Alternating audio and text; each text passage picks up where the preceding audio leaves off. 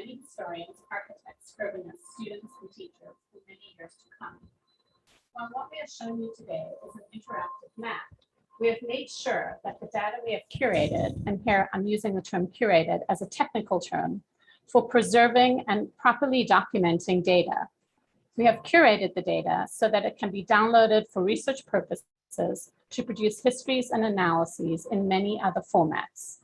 But today, we are very excited to show you our map, which is only the beginning of much more work to come.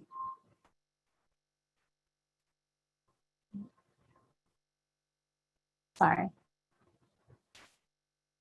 First, a lot of thank yous. The work would not have been possible without the support of the Robert David Lyon Gardner Foundation. Thank you. Thanks also to Amal Andraus, Dean of GSAP, Adam Kostow, the Chair of History, and the Institute for Social and Economic Research Policy, ICERP, for administratively supporting our work. Thank you as well to the Empirical Reasoning Center at Barnard, Research and Data Services at Columbia Libraries, GSAP IT, and CUIT. All of you have helped in various social and technical ways to support our work. A special thank you as well to the Andrew W. Mellon Foundation, which supported the launch of the Center for Spatial Research, a hub for urban research at Columbia that links design, architecture, urbanism, the humanities, and data science. It sponsors research and curricular activities around built technologies of mapping, data visualization, data collection, and data analysis. We focus on data literacy, on interrogating data, and working to open up new areas of research and inquiry with design tools to help scholars, students, as well as our collaborators and audiences to understand cities worldwide, past, present, and future. This project we are launching today could not be a better example of what we can do. During the first years of establishing CSR, we ran summer boot camps for Columbia faculty and PhD students to learn spatial analysis and mapping tools for their research. Rebecca Coburn, Russell and Bettina Knapp, an associate professor of American Jewish history, was first in our cohort. So when May Nai, Lung Professor of Asian American Studies and Professor of History and co-director of the Center for Study of Race and Ethnicity, approached Rebecca to work on a map of New York City, Rebecca brought CSR into the mix and encouraged May to take the boot camp the following summer. Then the work of writing our proposal began. What followed when we received funding is something that happens so easily at universities. We assembled a team of experts on the topic. Gerga Boych, Associate Professor of History and Urban Studies, is a historian at Barnard who specializes in historical GIS. Leah Meisterlin, Assistant Professor of Urban Planning at GSAP, who specializes in GIS methodology. Dara Broley, who is Associate Director here at CSR, was key at the beginning phases of the project in leading boot camps to encourage the kinds of collaboration that this project exemplifies. Her leadership in the center and approach to methods of spatial research set the tone for our collaboration. Then we ran a search to hire a postdoc, Wright Kennedy, and a research associate in architecture, Dan Miller, who you will meet during this launch and be witness to the incredibly detailed and rigorous work they have done in assembling the map. They led a team of 40 students from across Columbia, architecture, urban studies, data science, computational social science, and beyond. Thank you to each and every student involved. So here we are showing you the hours and hours and hours of work it took to geolocate the historical census onto a map of New York City as it evolved from 1850 to 1880 to 1910. You will hear later that the census is not a perfect record of population, so there are uncertainties in it, as with most data. Once we were far enough along with the work, we engaged with Stamen Design, who assembled this work into the gorgeous interactive map you see here today, thanks to the Stamen team. We are excited to announce as well that our work will not stop here. The Gardner Foundation has generously renewed the grant so that 3 years from now, we will have mapped the whole city, as well as Nassau and Suffolk counties in Long Island, for 1820, 1850, 1880, 1910, and 1940. This also means that our team will keep gathering right here in this room for bi-weekly meetings to continue this extraordinary and fun collaboration across disciplines and fields of history, architecture, urbanism, and data science. More students will join us too. We hope that as the project is made public, that others at the university and well beyond will use the map as a resource and suggest or create more case studies to add to the map. Please do contact us. We are serious about expanding our work. And now I'm going to turn the presentation to May Nye, who will give you a brief overview of the map itself. May, come launch the map.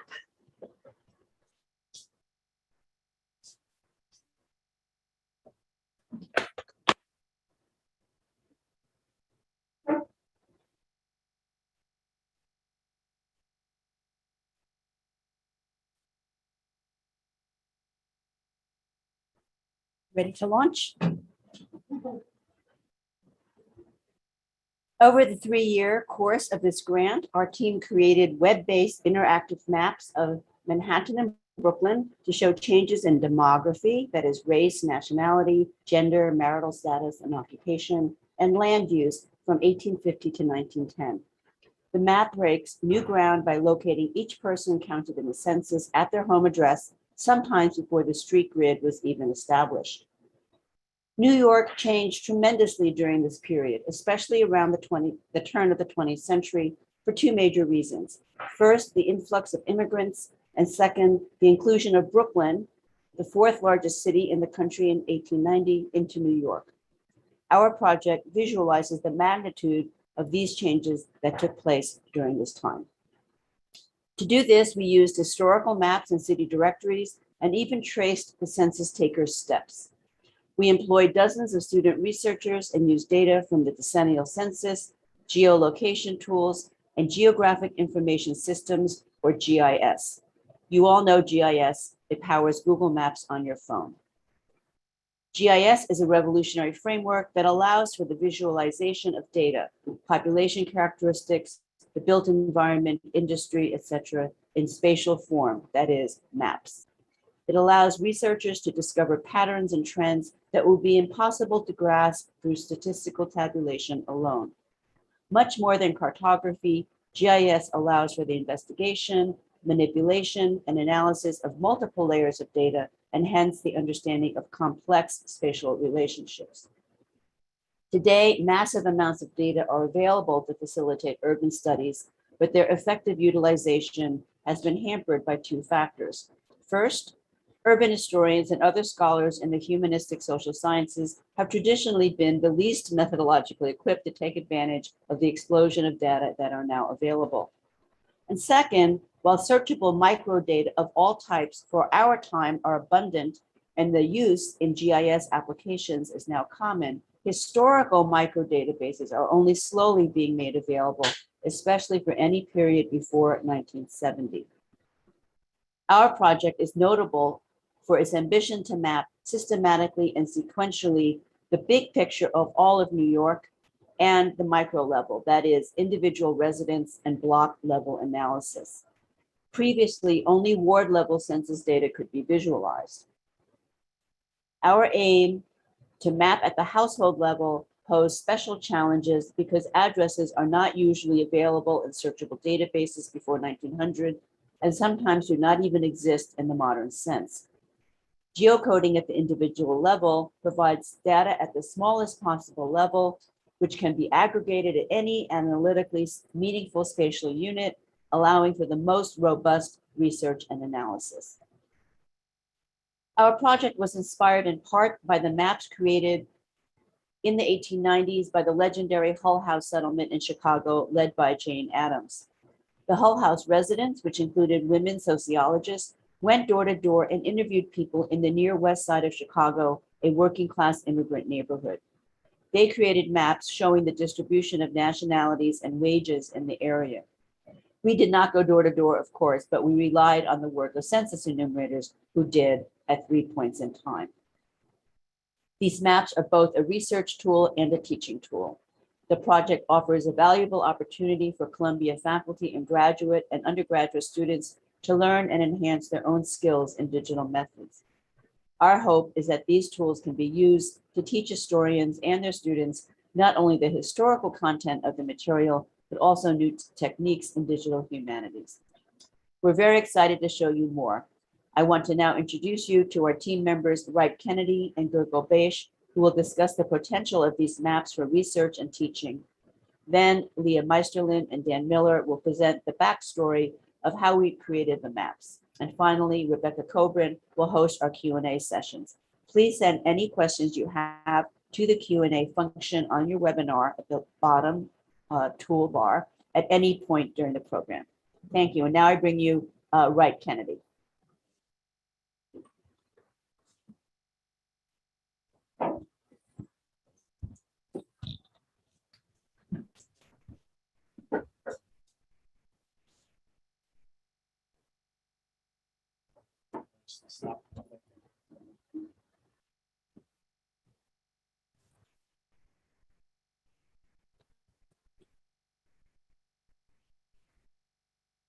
Thank you, May. We designed Mapping Historical New York to make the city's history more accessible to scholars, students, and the broader public.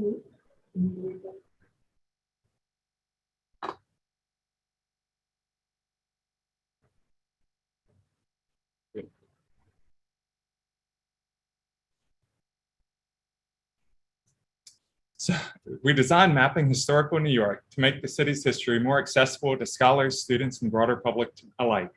I'm excited to share with you some of the ways that our atlas will facilitate scholarship concurrently, providing both the digital tools and new perspectives on traditional research questions. Afterwards, Professor Beish will illustrate the power of the atlas as a teaching tool. We provided three avenues to engage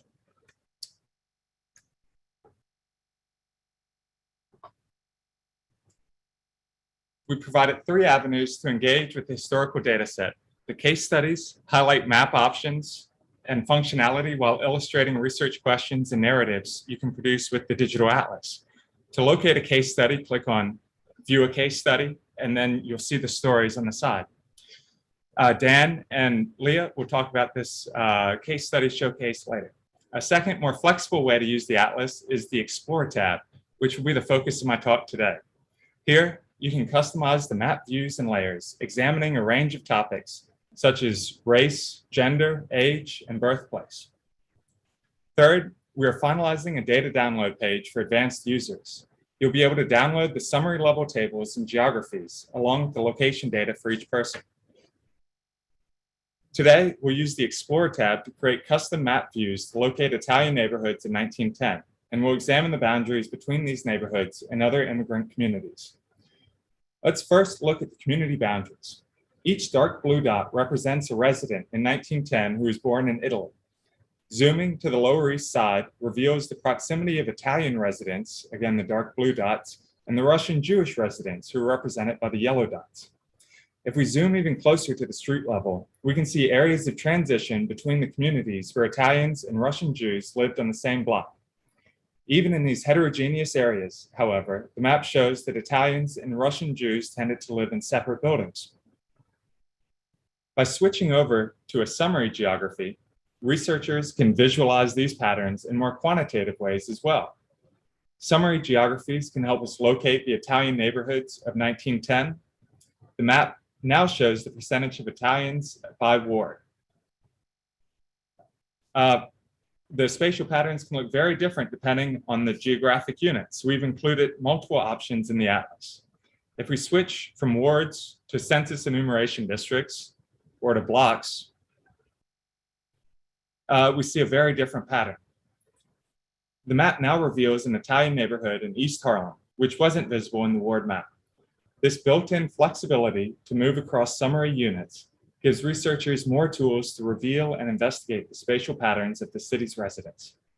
Likewise, researchers can quickly spot areas of interest for other topics, such as race, using summary geography, which we see here, or the dot density view.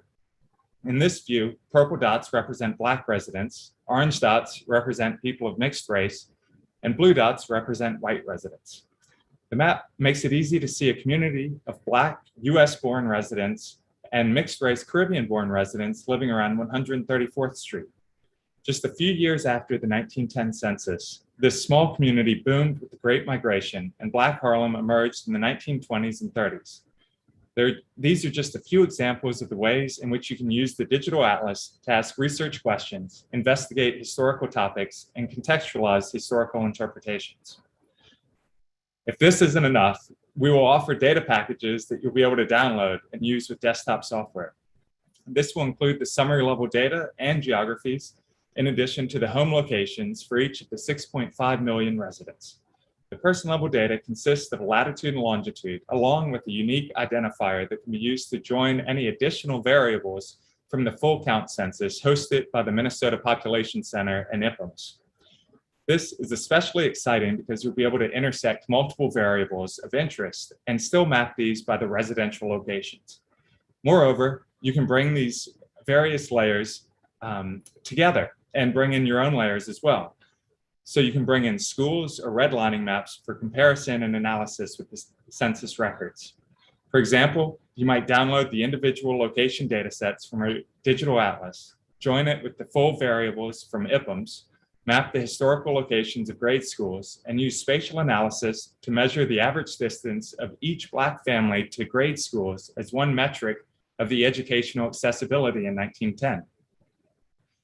We hope that our project makes the historical censuses and geographies both more accessible while also lowering the barriers to entry for studying the city's history, our shared history. We can't wait to see what you discover with a digital atlas and the historical data sets. Now I'll hand it over to Gergo.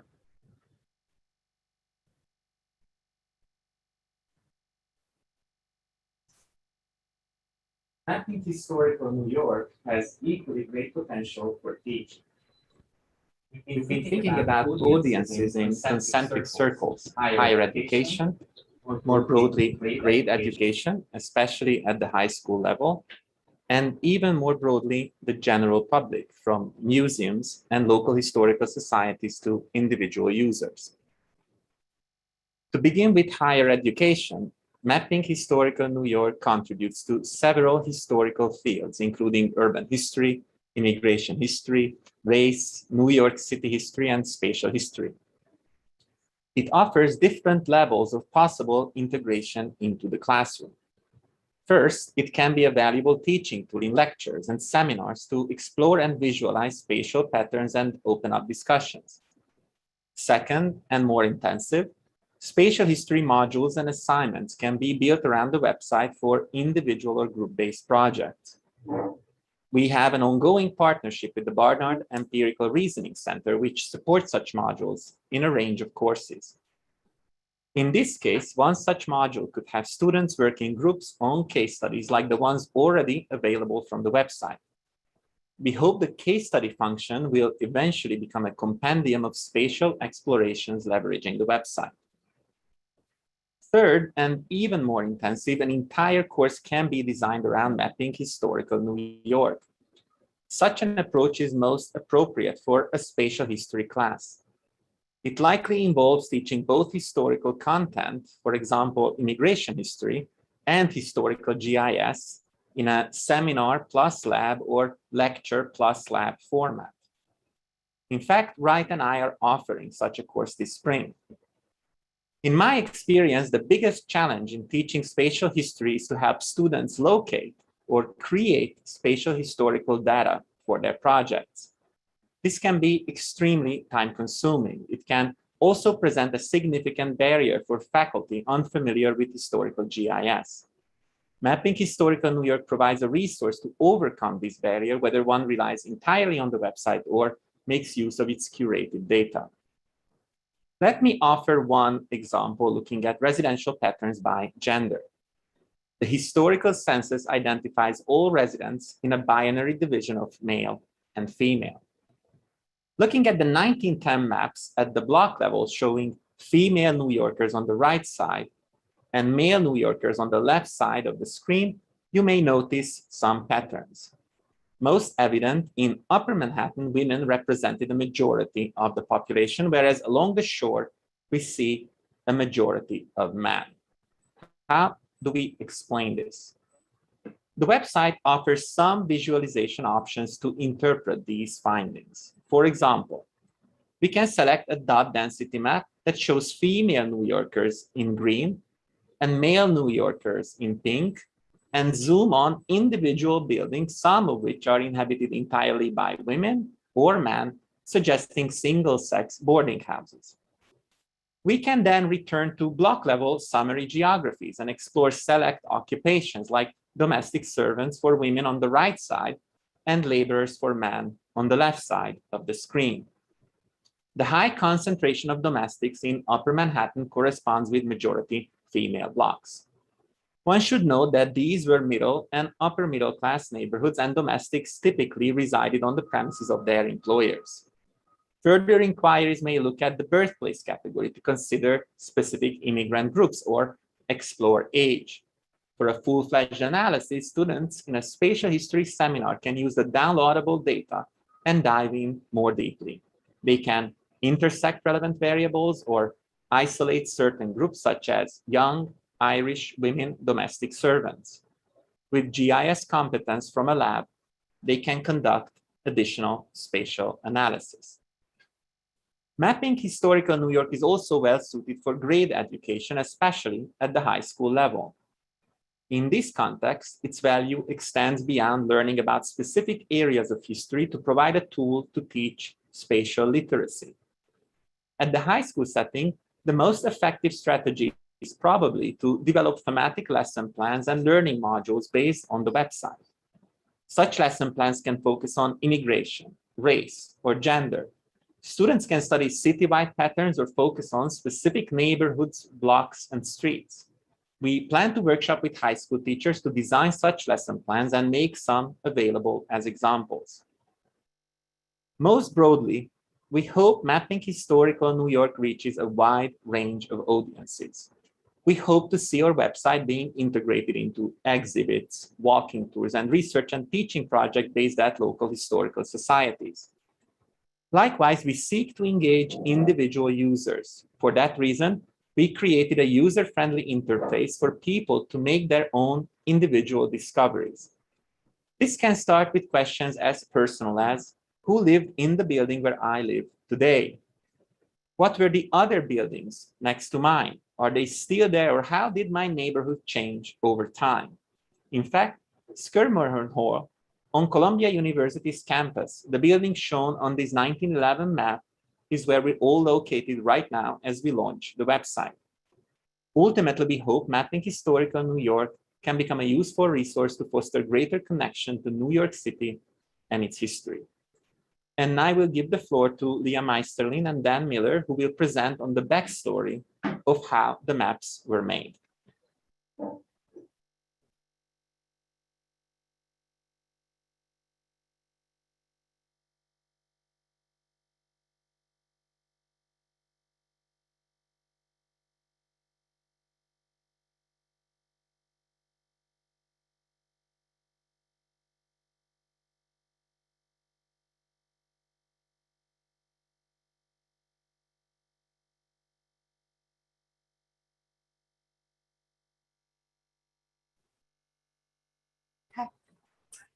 So sadly, we cannot cover the full story of how the map was made.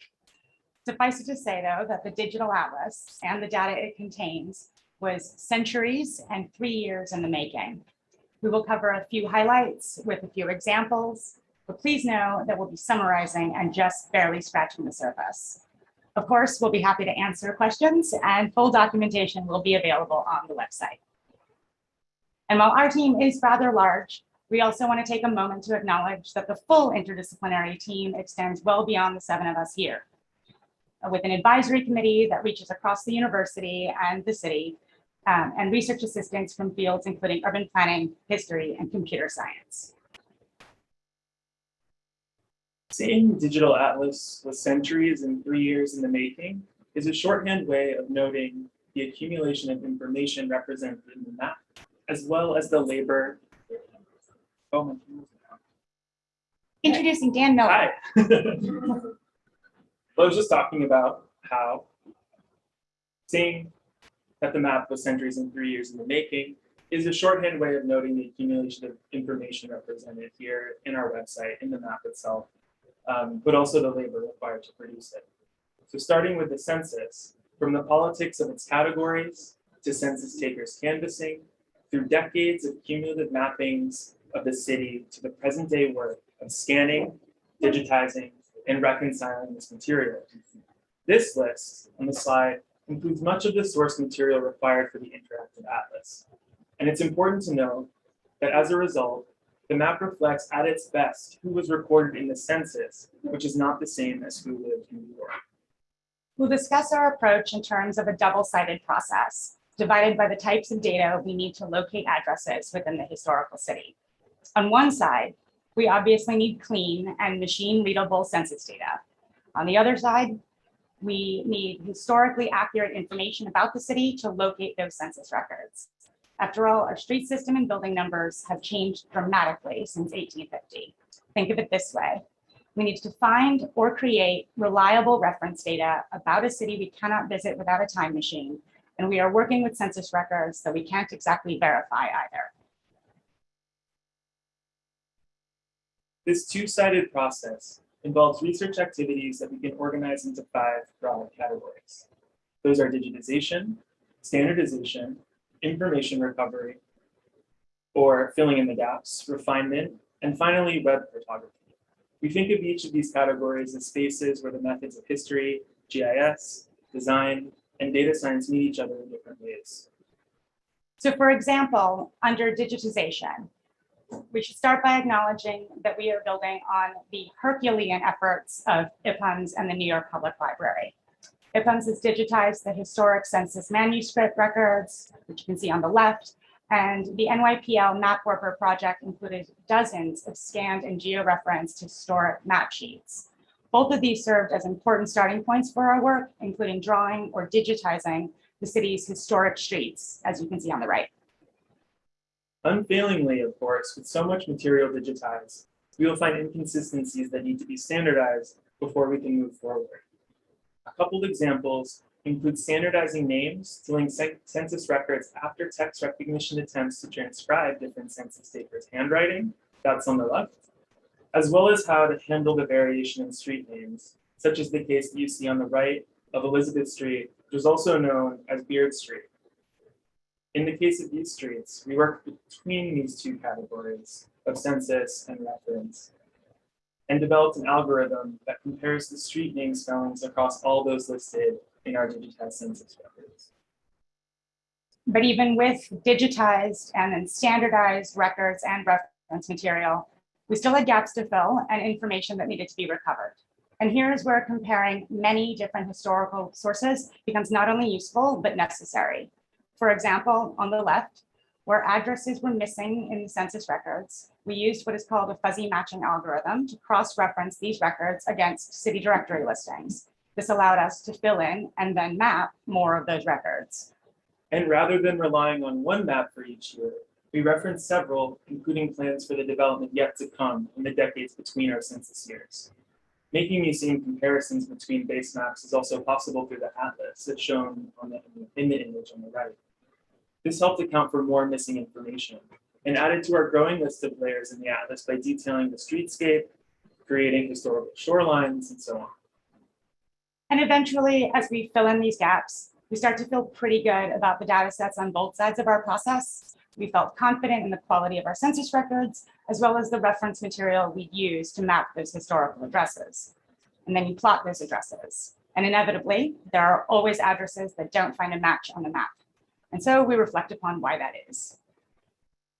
Refinement is the long part of the process, going back to our earlier stages to refine our material and revisiting both sides of this two-sided process.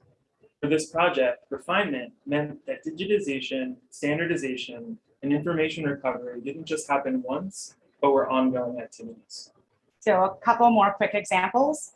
First, for the census records, again, on the left, we realized that including enumeration dates within our digitized records could help us order and then model the paths of each census taker as they filled in their questionnaire pages moving from one house to the next. This extra digitizing, in turn, allowed us to start plotting some of the records with missing addresses between located points. And for our reference material, we extended the work of the New York Public Library Labs team, who developed a method for applying text recognition within Manhattan directories. As we move forward with the Brooklyn set of directories, we built upon their method to account for the particularities of the typesetting. For example, in the images on the right, you might notice that the printer of this city directory developed some alternative punctuation conventions for whenever they ran out of commas in a particularly large print run.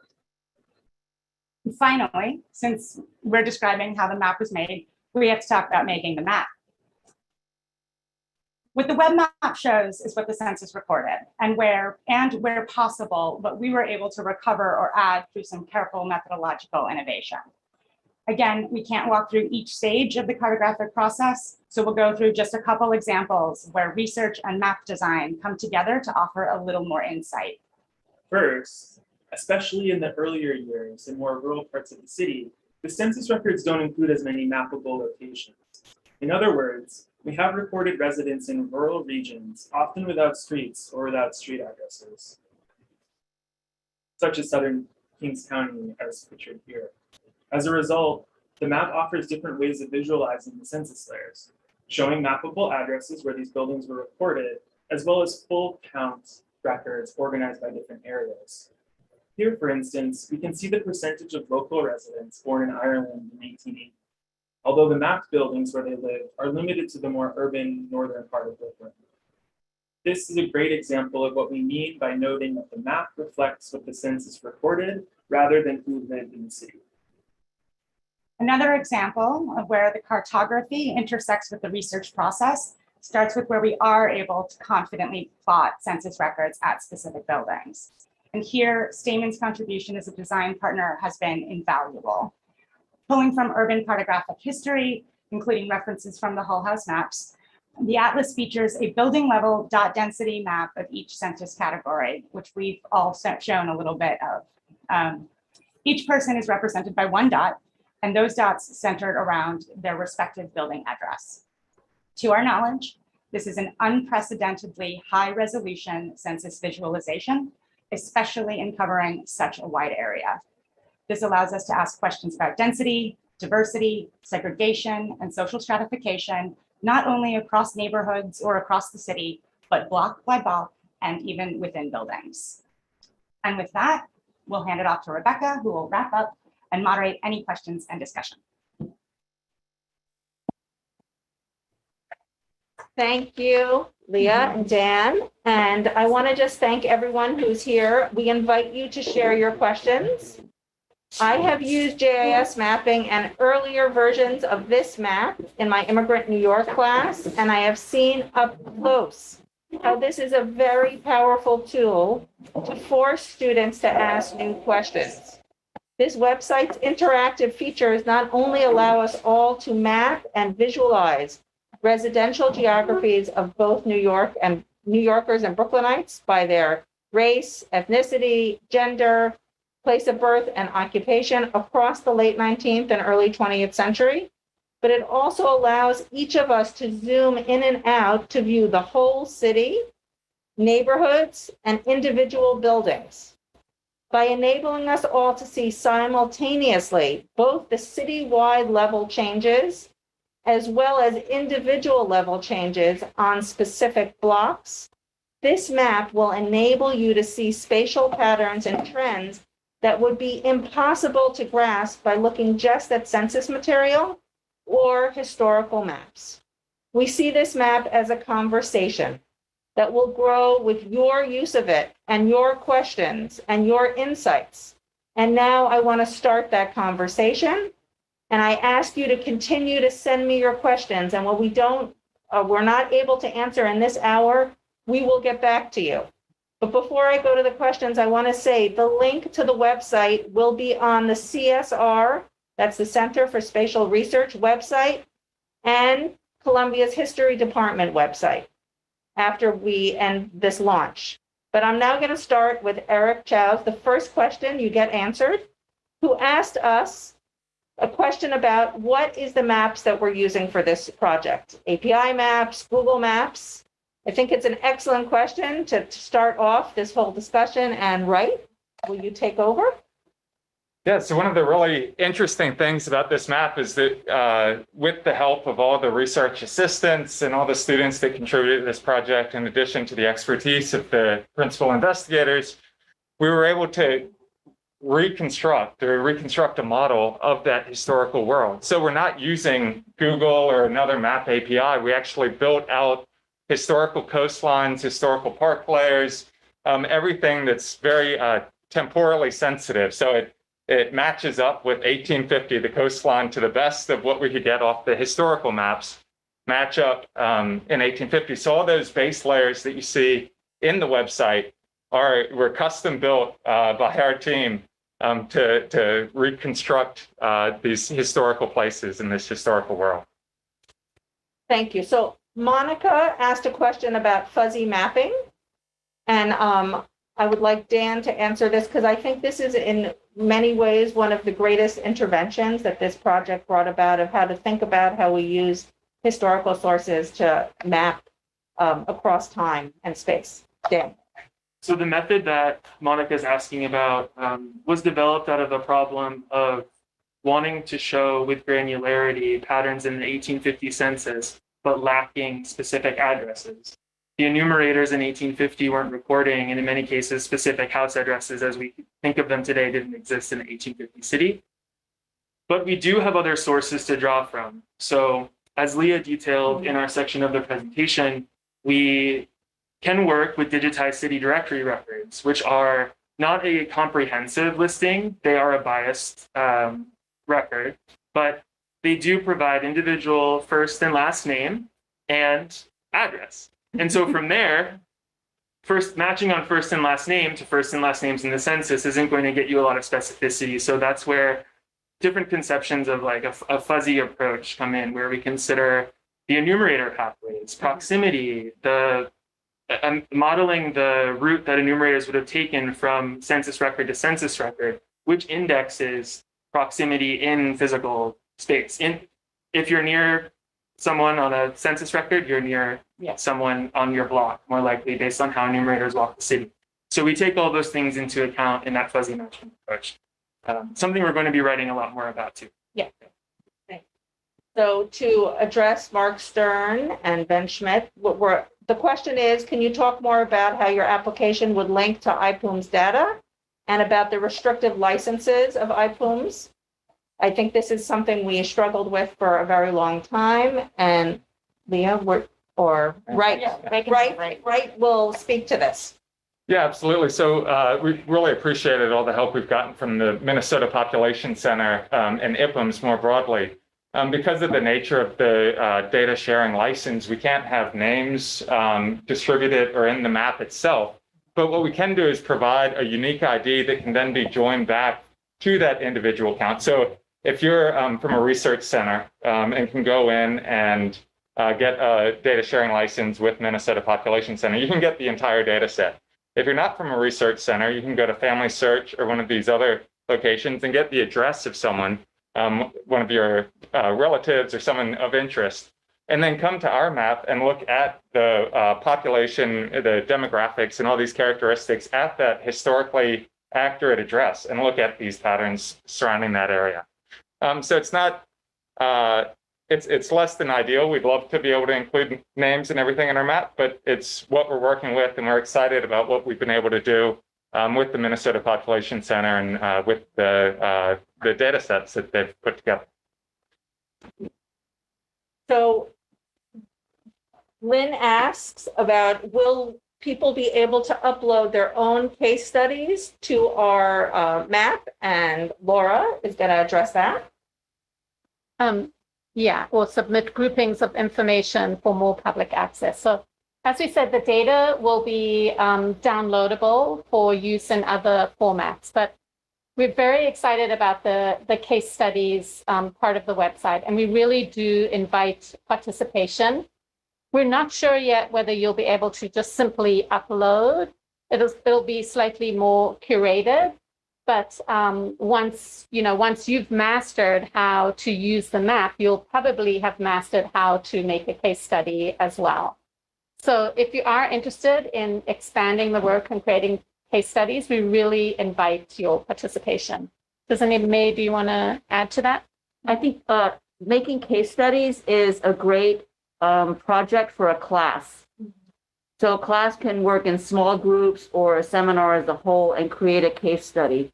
So we would really welcome that. And we would love to work with teachers about how to have them on the website. So we will figure all that out.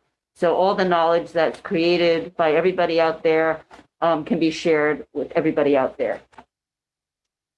I'm going to answer one question. It's about in 1873, a portion of Westchester was annexed into New York City. That as we expand the project in our next 3-year phase, we are going to be including all 5 boroughs, including the Bronx, which is that's what it is included as, and another portion in 1895. Yes. So those will be included in our next phase. It is not available right now, but in the future, when we do Nassau and Suffolk, we will also be doing all 5 boroughs, including the Bronx. Can I just add to that? We're really excited about the next phase of this project, which the Gardner Foundation has generously refunded us for. And as has been mentioned, we're going to be doing 1820 to 1940 for the whole city and for Nassau and Suffolk.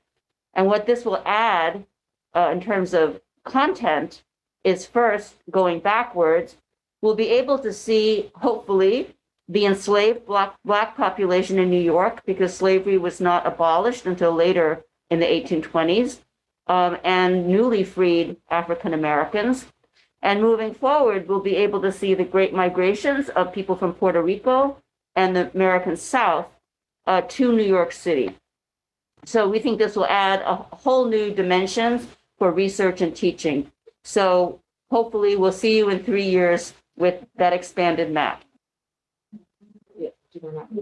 Oh, I just want to address a question. There's 2 questions about expansion to other cities as well. So we are funded to do New York City. I don't need to remind people the importance of New York City in the history of the United States. The Gardner Foundation is only interested in the history of New York City and Nassau and Suffolk County. But the question about comparisons is very important, and I think Wright can speak to this. Indeed, his experience is not prior to this with New York City, but was it easier to visualize New York City than other cities, such as Chicago, Los Angeles, regarding the structure of the city and grid and blocks versus Wright can just speak for a moment on the city he has worked on? But I'd also direct you to John Logan at Brown University, and he was very generous as well in sharing the work that he's done. He's looked at 39 different cities in 1880 and built street grids to map those out. New York was more easier than New Orleans, which I worked on previously, in that it had a gridded system and a pretty standardized address system that didn't change much between 1880 and 1910. But as far as other cities go, it's really a limitation of sources. So, Los Angeles doesn't really pop until 19-teens and onward.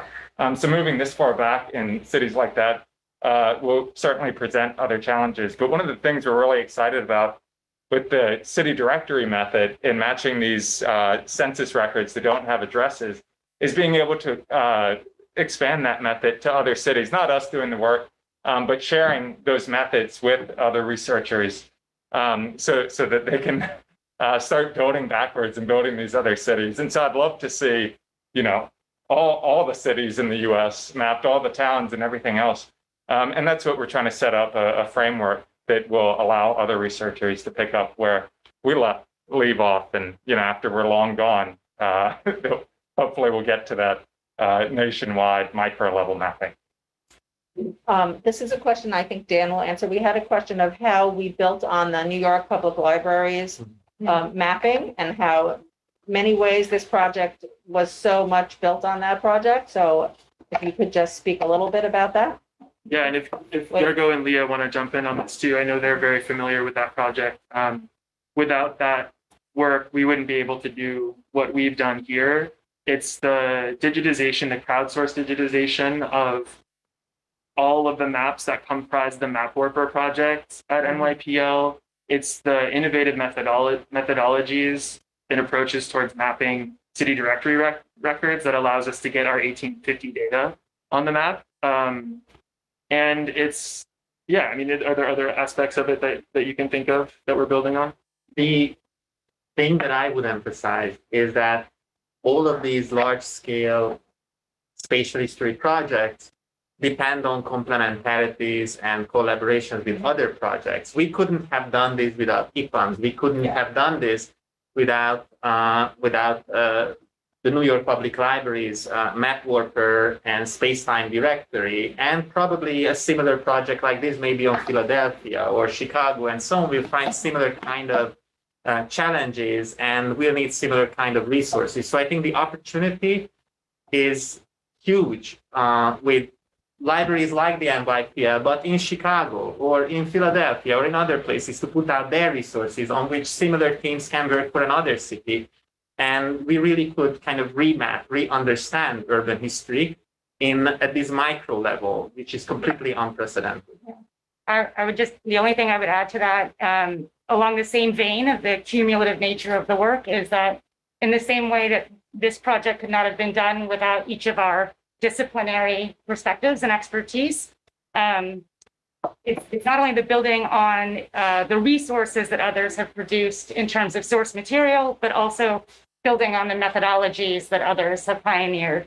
So whether somebody wants to take some of our approaches and start to build on those for New York or for completely other places, those are approaches, techniques, frameworks, and methods that are ripe for the taking.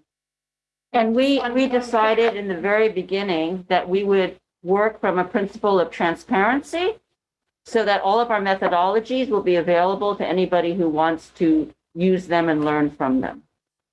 Just a quick addition, because we might not have actually showed it on the slides that we showed today, but the historical maps are in the background. So you can switch on historical layers in relation to the dot density maps and the digital street grids that you saw. So the historical, we've collated actually all of those maps in the background of our map. And as soon as we publish the link, which we should put in the chat right now, you will be able to see that you can utilize those. Yeah. Yeah. One of the other things I'm really excited about is when we were building these historical street grids, we had students, when they found an issue or sources that didn't line up, we had them document those pretty rigorously, along with the latitude and longitude. And so one of the things we're excited to produce in the future is a map that shows our certainty or uncertainty across our street network and across the time periods in the city. That answers, I just want to give recognition. We have questions about workflow, how to employ students to do this, about training of students and graduate students. I'm not sure we're going to get to all of those, and we will answer you individually because I do see these questions, but I want to just speak about, there are several questions about understanding commercial real estate, industrial zones, how they appear on our map. And I'm going to open it up to others to answer, but I want us to remember that we are based on census material. So in the early 19th century, people often lived in their place of production. So that if the census taker can find a person living there, which in many ways we capture change over time in the way that the residential space and industrial space or even pre-industrial spaces of work to happen. But I'd like other people to relate to that also. I'll just point out that as you start playing around, we know we have a lot of layers available. But among those in the historical map-based layers are geo-referenced fire insurance atlases for each of the time periods. And those give an indication of land use, of course.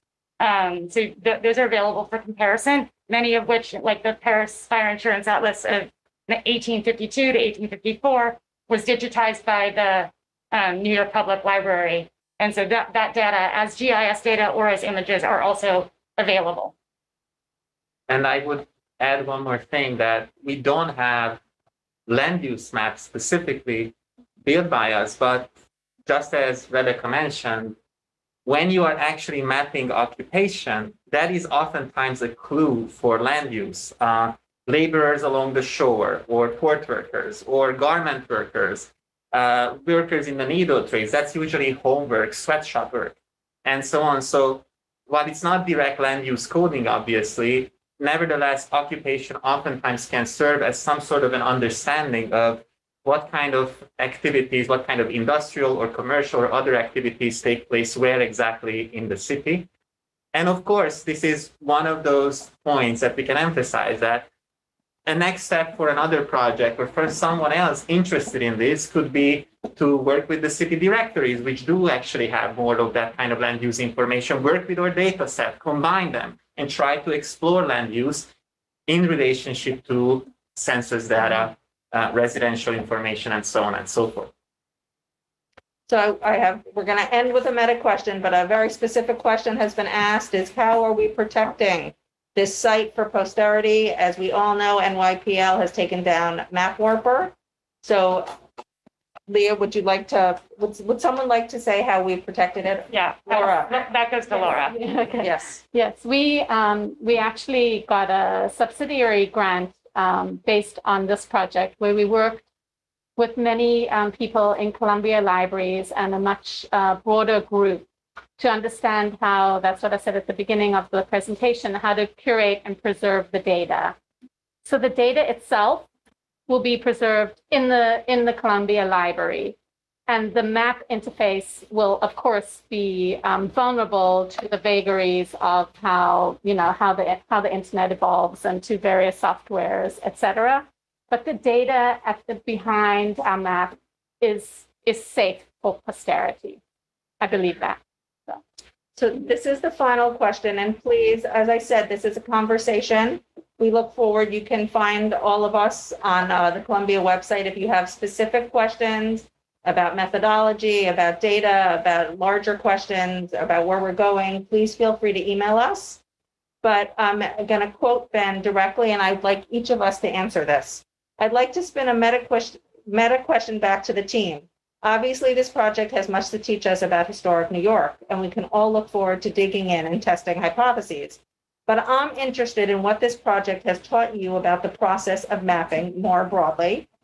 Are there ways this work has challenged your assumptions or led you to best new practices? Anyone want to start? It's a big question. Well, I'll start. So I'm going to now just say the reason I took the Melon Boot Camp and everything I knew about mapping was taught to me by Leah. So yes, so I took it because I teach a course, Immigrant New York, and there are many, I would call them myths about neighborhoods in New York and their uniformity for different immigrant groups from different places, which we always know is more complex. And I wanted to understand how I can show my students the complexity of what it actually was like to be an immigrant in New York when you were not surrounded by everyone who spoke the language of your birthplace, or were you? So I would say that for me, it has shown the power of thinking about how New York has changed over time, but I have become fascinated by Brooklyn.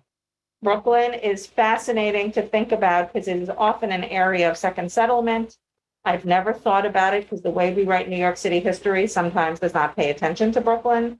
Brooklyn and Manhattan are part of one unit, and it has really helped me think about how groups move through the city across time, changing many different neighborhoods, and thinking through that and how we write the history of how immigrants interact and change cities and cities interact with them. Yeah. It's a cheat of an answer.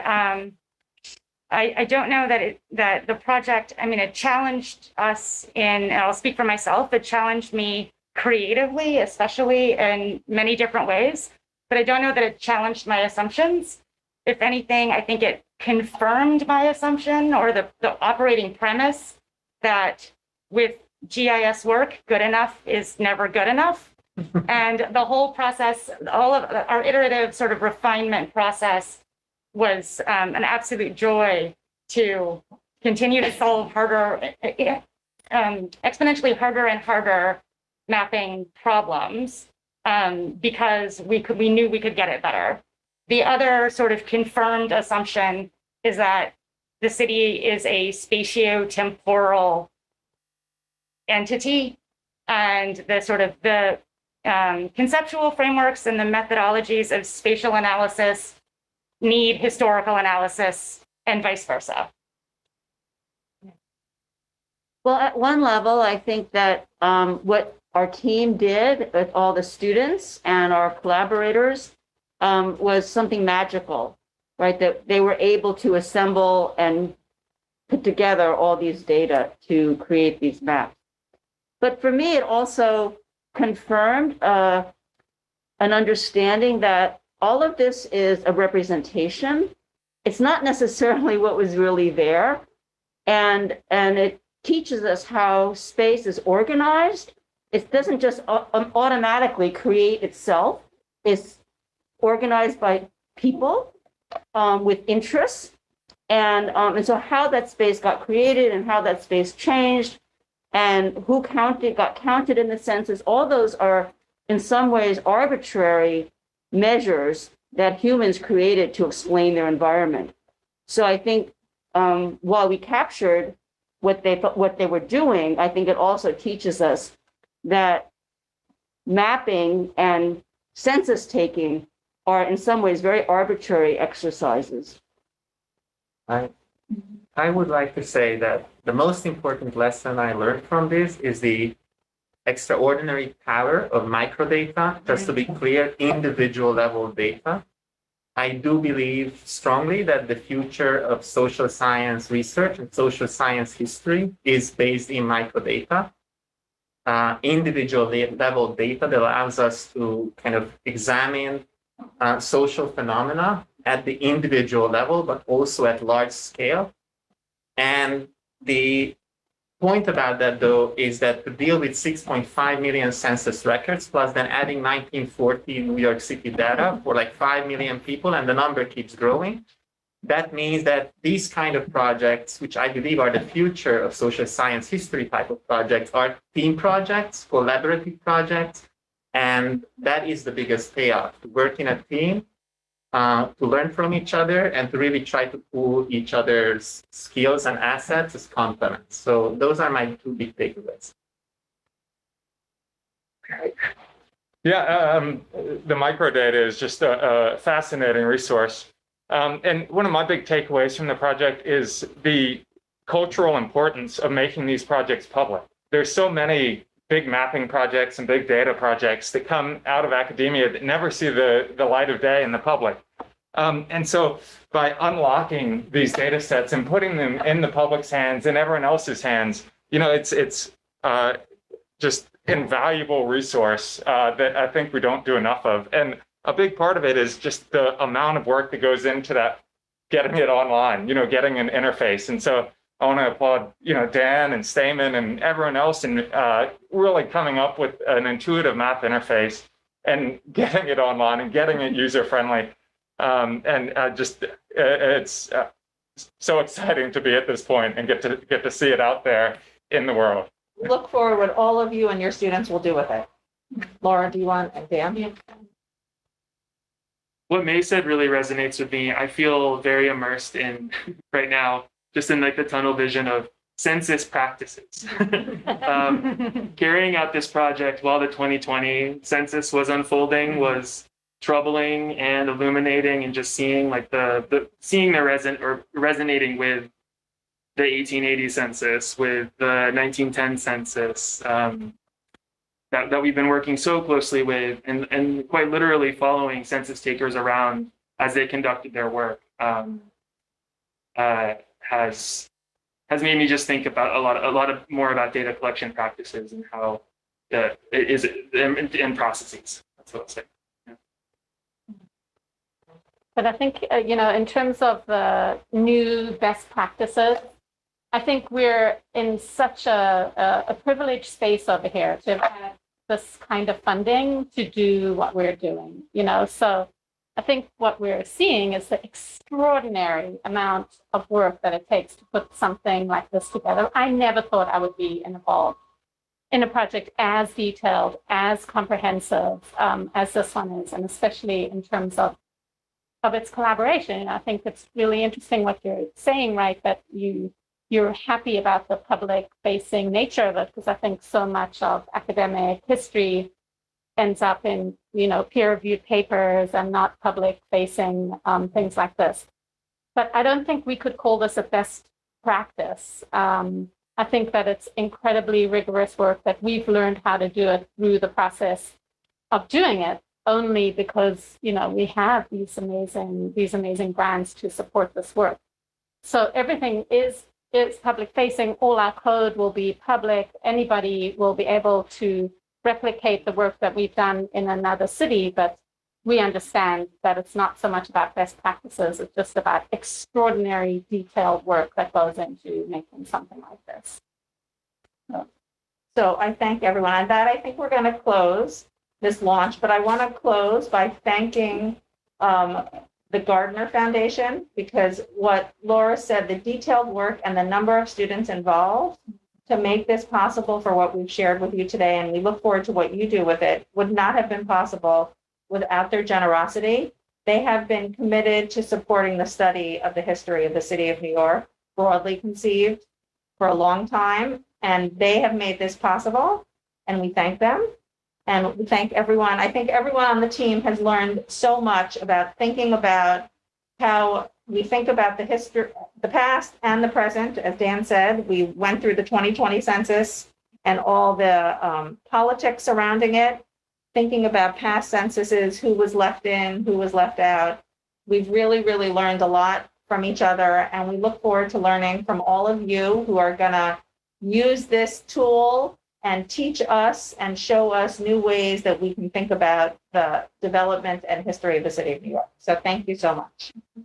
And also thank you to the attendees for staying. I think the fact that so many of you are still online is testament to the fact that you're really interested in how we're doing what we're doing, and will help us in moving it forward with the case. So we really do look forward to collaboration with other institutions, with other academics, with other universities, with other high schools. That's why we made this map. And last but not least, we'd like to thank the GSAP behind the scenes IT people who made it possible when we decided we wanted to do our launch all in the same room, like the way we've been working on this project for 3 years, which is a challenge in this moment. That's why you have to enjoy us with our masks on. But we'd like to thank them for making this all possible. And thank you everyone for coming. And we look forward to your questions and everything you have to teach us about this tool that we've now put forth in the public.